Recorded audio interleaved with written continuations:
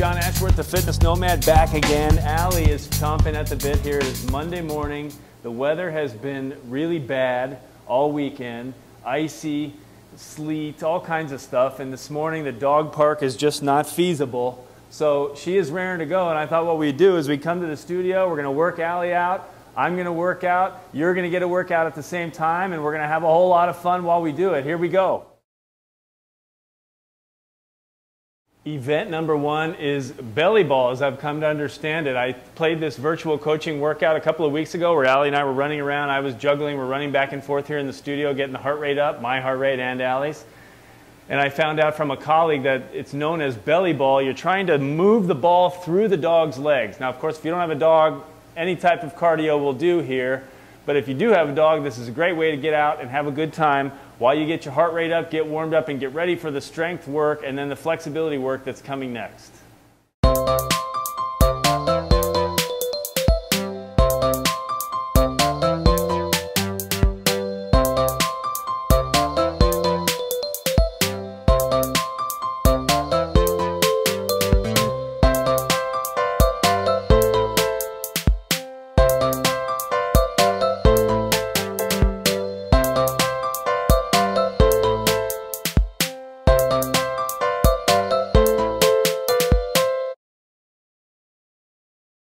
All right, maybe 10 minutes of belly ball with Allie, and now she's really just focused on the treats I have in my hand.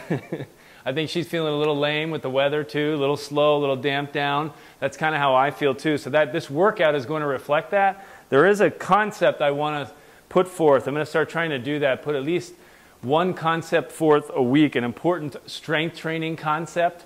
For your workouts on your own, when you're designing your workouts on your own, there are certain core principles that you want to think about all the time. The one I want to get across today is coming up next. The concept is that in every workout that you do, generally speaking, for overall general fitness, you want to make sure you do a push, a pull, an overhead move, and then some type of a lower body move, which is usually some kind of a squat. So you always want to have those four core moves in your program. And today, that's all the workout is going to be, because I did some yoga last night, so I'm feeling much better, but I was feeling stiff from the skating over the weekend. It's Monday morning, the weather's bad, so we're going to just do a simple workout. We've got the dog going a little bit, now we're going to get me going, and then we're going to go on with the rest of our day. Here we go. One other important concept to keep in mind at all times is that your workout program, your exercise routine, does not happen in a vacuum. So you always have to take into account all of the other things that are going on in your life, how you feel today, what you ate this morning for breakfast, etc.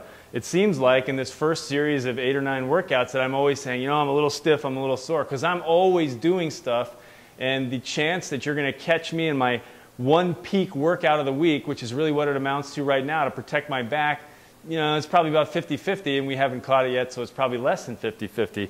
So all that being said, what I'm trying to tell you is that I'm going to go a little bit lighter today with these moves. You may go heavier.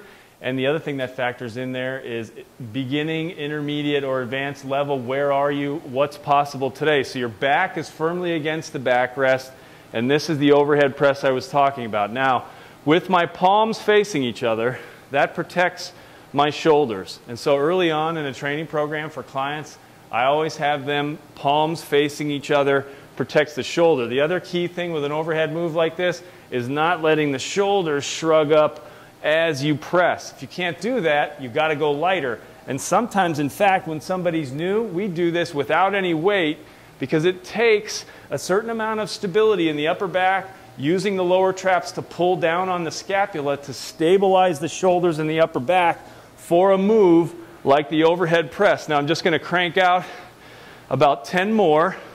And in a workout like this, I like to keep my heart rate up. So I'm going to do 10 of these, and since Allie's here, we're going to run around for a few minutes, and then we're going to go on to the next move. And I already showed you the running around with Allie, so be ready. The next move is coming up right now, but first I'm going to go get my heart rate up a little bit. You can do that too by pausing the video right now.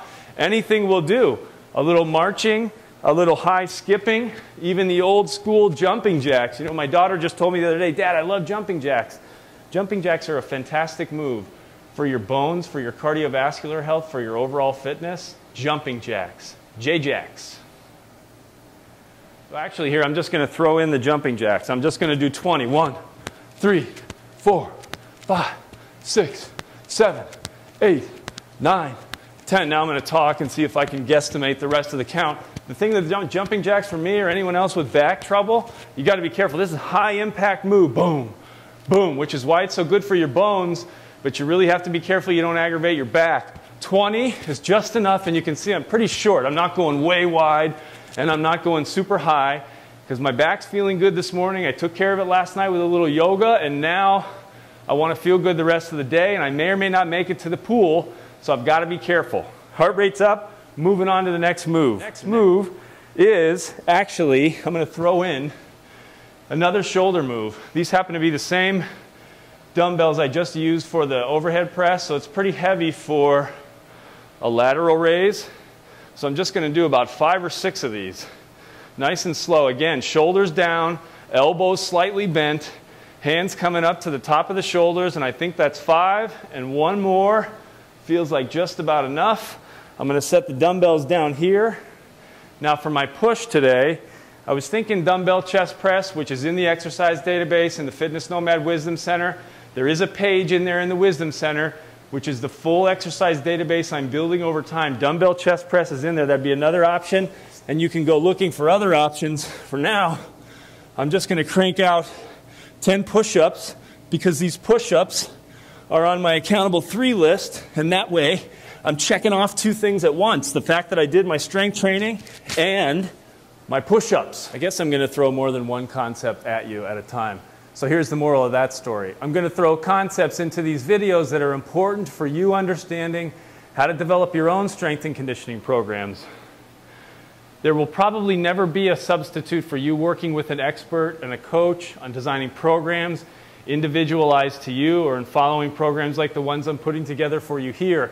But it is important to understand these concepts, because even though there's no substitute for a coach or an expert, you can still learn how to do this on your own, and it is really, really important so that you don't end up like a client who just stopped in to weigh himself last week who says, geez, you know, I've been doing the same workout at Anytime Fitness since I last talked to you, which was more than a year ago. That's not where you want to be.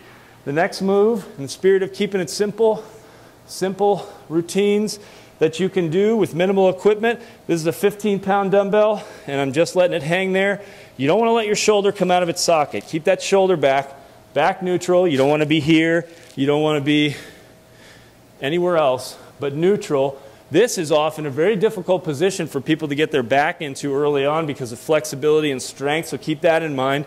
The other thing to keep in mind here is even weight distribution from my right hand to my left foot to the pull in my back to my knee. So I'm not leaning into my hand, I'm not way back.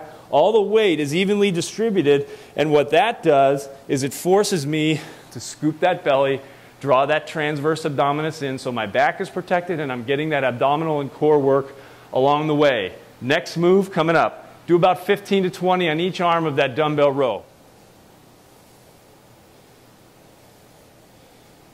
Okay, the last move, threw this one at a few different clients last week, so I thought I'd incorporate it now. Remember, these workouts, quick, simple, easy. It's 4, maybe 5 different moves. I can't remember now. And the running around, it's a half hour. It's 20 to 30 minutes. Follow along.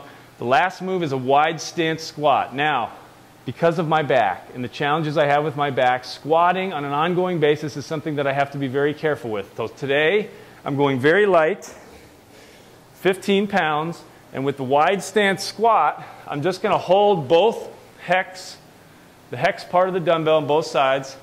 I'm going to toe out a little bit and widen up my feet a little more than normal. The reason I like this for me today too is it'll continue to help me loosen up my hips.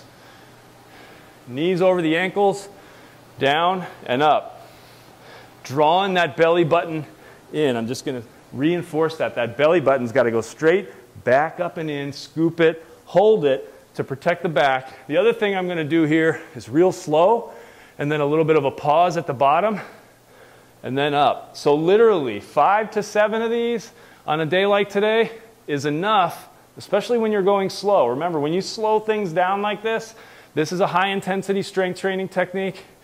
You should be thinking about 50 to 70 seconds of movement in the range of motion. Now I'm probably only going to get about 40, but again, you find your happy zone.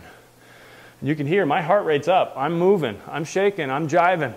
I'm 20 to 30 minutes with my heart rate up most of the time, getting my strength work in at the same time. Now we're going to finish with the stretch. Somebody told me they're watching these videos. They tried this stretch recently and they've been incorporating it into their regular routine, and sure enough, their back is feeling better. So here it is, it's coming up next. I'm going to show you this move 2 different ways, because if you're really tight in your hips, you're going to need something in front of you. Usually it's a stability ball. Again, back neutral, so keep this normal curve here. You don't want to be here.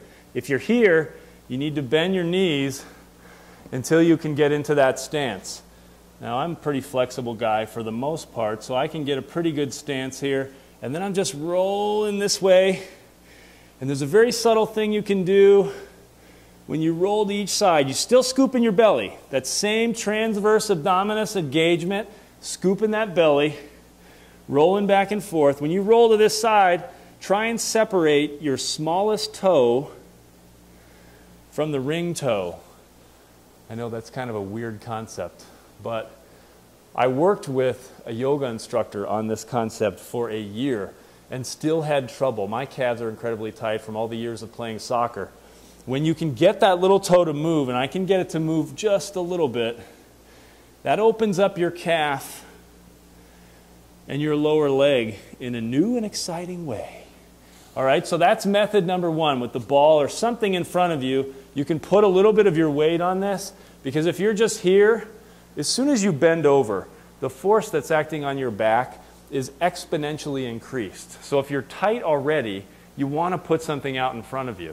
Now, the second way you do this, the more advanced way you do this, is the way we used to do it on the soccer pitch way back when. I'm going to show you that next, and then we'll be all done. Okay, so I got the medicine ball out. Reason number 2 is Allie loves this. You can see she just lifted her head here. She's ready.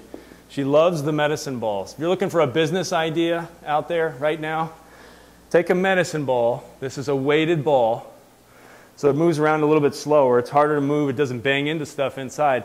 And make it impossible for a dog to chew through it. Maybe these things already exist and I don't know about them, but there you go. You never know what you're going to get here. Now, this can provide a little support, as I was just doing with the stability ball, but then if you take this and you roll it around the outside of the ankle, and then around the outside of the other ankle, just want to make sure I got the record button hit there. Now you can see I'm kind of cheating. I'm kind of going one hand and then I'm kind of rolling it, and I'm leaving this hand here. The farther I stretch with that hand, and the sooner I reach around and grab. Trying to stand up from this position is a pretty good strain on your back. So come down on one knee, then the other knee, and then actually we can finish with this one I love. So can you see my feet? Yeah, you're going to pull your toes under, because that's going to put a stretch in the bottom of your feet. Scoop the belly, and you're going to raise. That's a pretty good core move right there, and a stretch. Now if I lean back, I'm going to get a nice stretch on my quadriceps. This is an incredibly advanced move, so be very, very, very careful. I'll show you a modified version next. And then of course we can do our side lean, and back, and maybe you go 2 or 3 rounds of that. Still wasn't enough to wake up Allie. The modified version of this stretch for your quadriceps is just to reach back. If you can grab one heel, keep the belly button drawn back in, and then reach back and grab the other heel. And then it's like a dance move. What's up? John Ashworth, the Fitness Nomad, virtual coaching. Join today, get phone calls from me, email chat time, full access to the Fitness Nomad Wisdom Center, where the database of all of everything I have to share exists, the nutrition system, the workouts, and everything else. And start achieving your health and fitness goals today. Thanks for watching. Appreciate any feedback you have right now on virtual coaching. I have a sense people are loving this stuff, but I would love to hear from you on the Facebook page, facebook.com/Fitness Nomad Report, or even just right on the YouTube channel. Throw a couple of comments in there. I'd love to hear from you. Take care.